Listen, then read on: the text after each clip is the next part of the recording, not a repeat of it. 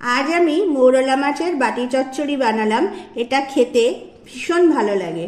আমাদের বাড়ির প্রত্যেকে ভীষণ পছন্দের একটা রেসিপি, যা দিয়ে কিন্তু বন্ধুরা এক থালা ভাত খাওয়া হয়ে যায়, আর কিছু লাগে না।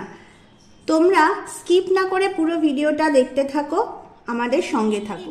আরও ভালো ভালো রেসিপি দেখার জন্য আমাদের স্টে উইথ সৌভিক চ্যানেলটাকে অবশ্যই সাবস্ক্রাইব করো, আমাদের সঙ্গে থাকো, আমাদের পাশে থাকো।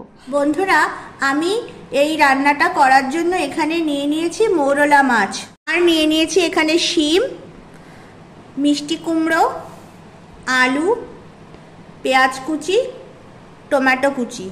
এখানে লাগছে সর্ষে আর জিরা বাটা। আমি সর্ষে, জিরা আর কাঁচা লঙ্কা একসাথে ভালো করে বেটে একটা পেস্ট বানিয়ে নিয়েছি।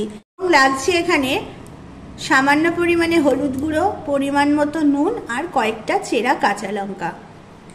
এবার আমি এখানে সব সবজিগুলোকে একটা বাটির মধ্যে নিয়ে নিয়েছি। এবার এটাকে আমি ভালো করে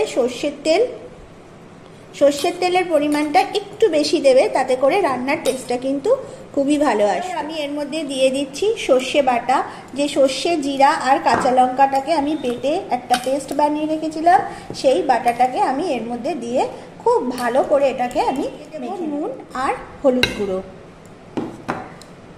দিয়ে ভালো করে এটাকে আমি এখন মেখে নেব। এর মধ্যে আমি আরেকটু সর্ষের তেল অ্যাড করছি। আমি কিন্তু রান্নাটায় জলের ব্যবহার এখনই করব না, ভালো করে মেখে বসিয়ে দেব। দেখব সবজিগুলোর থেকে, তোমরা দেখতে পাবে সবজিগুলোর থেকে সামান্য পরিমাণে জল বেরিয়েছে।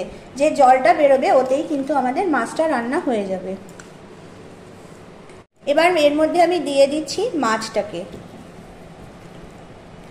এবার আমি গ্যাসে কড়াই বসিয়ে দিয়েছি, আমাদের কড়াইটাও গরম হয়ে গেছে। এবার আমি পুরো মিশ্রণটাকে এর মধ্যে দিয়ে দেব।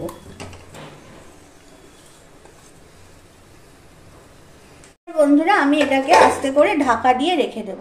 এখন এটা আস্তে আস্তে হতে থাকবে। পুরো রান্নাটা হতে 30 থেকে 40 মিনিট সময় লাগবে। এবার আমি এর মধ্যে দিয়ে দেব বেশ কয়েকটা যে চেরা কাঁচা লঙ্কা ছিল, সেই চেরা কাঁচা লঙ্কাগুলো। তোমরা এখানে দেখতে পাচ্ছ কতটা জল বেরিয়েছে। এবার আমি আস্তে করে মাছটাকে পাল্টে দেব, যাতে করে ভেঙে না যায়। তাহলে বন্ধুরা, তোমরা দেখে নিলে আমি কিভাবে মৌরলা মাছের চচ্চড়ি রেসিপিটা